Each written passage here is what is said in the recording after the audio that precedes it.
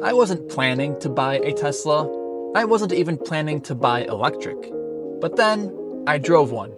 4 years later, I have this YouTube channel where I can't talk about anything else. So let's bring it back and talk about why I chose and still choose to drive a Tesla over any other car. Now, first of all, these cars are so easy, they almost make you feel lazy. So for example, your phone is your key and it's all automatic. So if you walk close to your car, it unlocks. And when you walk away, it locks. And to drive, there's no key, there's no push to start even. You just get in and go. And yeah, of course, there's this big giant computer staring you in the face in the middle of your car, but it's really not that intimidating. It works just like an iPad, the menu's very organized, and honestly, a lot of these things are just customization. When it comes to just driving, it is as simple as it gets. To go forward, you swipe up. To go backwards, you swipe down. And to park, you just tap the screen. And what's really cool, there's a setting called auto shift. You can turn it on and it does this automatically for you. It goes from drive to reverse and vice versa automatically. And then when it comes to actually driving, you have this thing called regenerative braking, which if you don't know, if you let off the accelerator, the car automatically slows down or brakes for you. Much more than what you're used to if you drive a gas car. It's to the point where if you use it right, you never really have to touch the brake pedal. And not only is one pedal driving so easy, it saves the life of your brake pads to where that maintenance you'll just never have to do. Now, another reason I love this car has nothing to do with this car itself. It's the Tesla app. We already mentioned the phone key, but you also have a menu of quick controls in the Tesla app that allows you to do pretty much almost everything you can do from the car, from the Tesla app as well. And you can be anywhere and do things like lock, unlock, honk the horn, view live cameras, make your car fart, and so many other things. There's also a charging section where you can see how much money you've spent and you saved just by charging, which alone may convince some people to drive a Tesla, especially if you drive a lot. But my favorite thing to do from the Tesla app, you already know if you watch this channel, is the climate control menu. I live here in Vegas. It gets hot in the summers, so what I do, I open the Tesla app and turn on my car's climate, so when I get in my car, it's nice and cold, even on those July and August Vegas summer days, which is the best feeling in the world. There's also a setting you may or may not have heard of that is called full self-driving. All you gotta do is hit this button right here, let go, and the car will drive itself to wherever you're going. A few years ago, I used to mention this as like a party trick or something cool that you can show your friends, but today it's gotten so good, it's kind of insane. Tesla has driverless robotaxis driving around in Austin, Texas right now.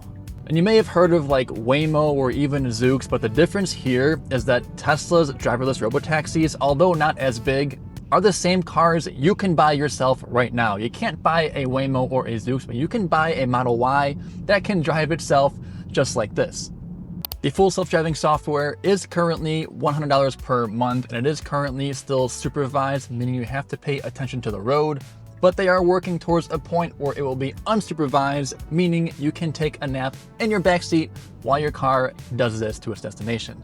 And like I said, the self-driving is great, it's only getting better, and the day it becomes unsupervised, it may go up in price, and I would probably pay more for it because taking a nap back there while the car drives sounds good to me.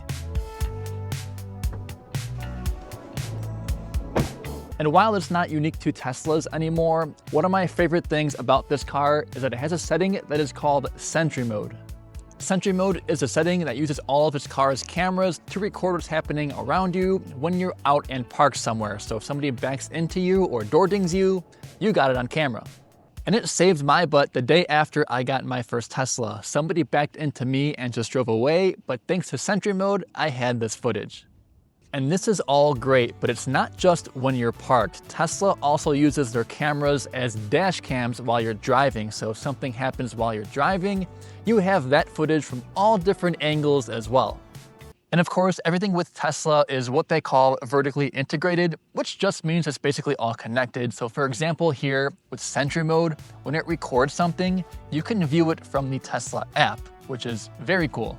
And of course, with a Tesla, you also get access to all the Tesla superchargers, which, I'm gonna say it, road tripping in a Tesla is easier than road tripping in any other car. I said it. With full self-driving, you don't drive, so there's no driver fatigue. And with the superchargers, it's so easy. You just pull up, you plug in, and you're charging. There's no credit card swipes, no extra app, no extra logins. It's really this simple. So you can imagine how much easier these road trips can be, but easier does not mean faster. Although I would also argue they're not much slower than road tripping in any other car anyway. At a supercharger, you can get like 80% battery in about 15 to 20 minutes, which is good for like 2.5 hours of driving. On a road trip, when you stop for lunch or grab a snack, it'll take you about 15 to 20 minutes anyways. But I'll get ahead of the comments. I get it. If you want to pee in a bottle and get from point A to point B as fast as possible and only stop for gas for 2 minutes when you absolutely have to, then a Tesla is not for you. But practically, in the real world for a normal person, especially if you're traveling with dogs or a family, Teslas are great on road trips. I might have got sunburnt just sitting there for 5 minutes like that, but anyways, let's talk about safety, because despite what your uncle may say on Facebook, Teslas are one of the safest cars on the road today. On every crash safety test, Teslas score nearly perfect. And I myself am no crash test or safety expert. When I look things up about Teslas, there's two things that really stick out to me. The first is that, as you may have heard, Teslas, or EVs in general, just have a reputation for catching on fire way more frequently. Now, I can't speak for all EVs, but as far as Teslas go, and at least as far as the data shows, Teslas are about 11 times less likely to catch on fire compared to a gas car. I think hybrids may actually be the most likely to catch on fire, but Teslas, definitely not. Like I said, I live here in Vegas. My garage gets really hot in the summers with these cars in them, and we're all good. But the second thing that sticks out to me when it comes to safety is another thing to do with the battery, and that is because it is on the bottom of the car. It gives the car a very low center of gravity, so in those severe accidents, it is almost impossible for a Tesla to roll over. The videos of the rollover tests are crazy, but it makes sense with the low center of gravity. It's just physics. Now next, of course, I want to mention the software updates, because whether you buy a new Tesla today or you're buying an older used Tesla, your car will really never feel outdated. Tesla constantly pushes new software updates that add new features or improve on existing features.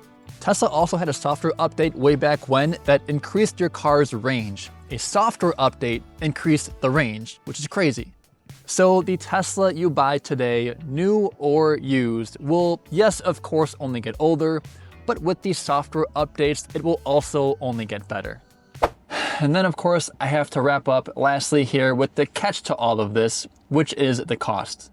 So for a brand new Tesla, you can get a Model 3 starting at $37,000 or a brand new Model Y starting at $40,000. And for a new car, that may sound expensive until you compare to the average price of a new car in the US, which is now about $50,000.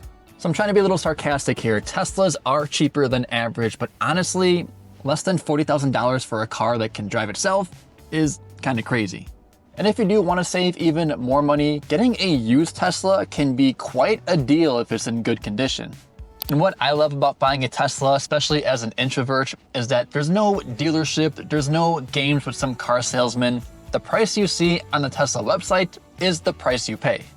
And this is all just purchase price. When it comes to actually ownership costs, like maintenance, there's like little to nothing with this car. In fact, it's shown that Teslas are the cheapest cars to own and maintain over a 5 to 10 year period. And then of course, there's charging as opposed to gas. And in every scenario, charging will pretty much be cheaper than gas, but especially when it comes to home charging. The superchargers are still cheaper than gas, but they're not as much cheaper as they used to be. But when it comes to home charging, that is where you will save the most money, and you will see that in the Tesla app.